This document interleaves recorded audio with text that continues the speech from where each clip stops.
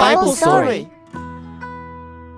有一日，耶穌講咗一個比喻，有一個家主種咗一個葡萄園，周圍圍咗籬笆嚟保護佢，裏面掘咗一個壓酒池嚟榨葡萄汁，仲起咗一座樓嚟守望園子。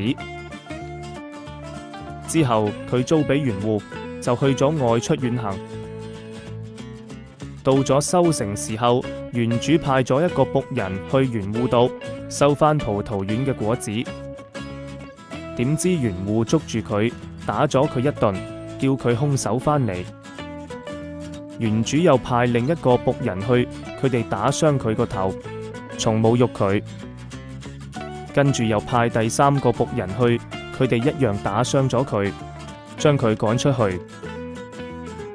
園主之後又派咗好多僕人去，有俾佢哋打嘅，有俾佢哋殺嘅。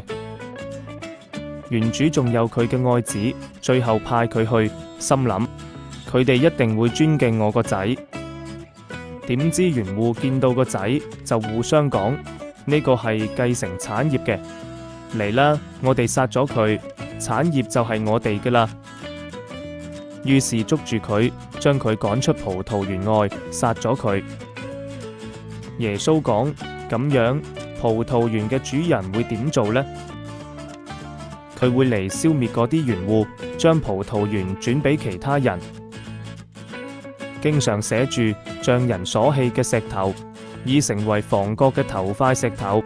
呢個係主所做嘅，我哋眼中睇為稀奇。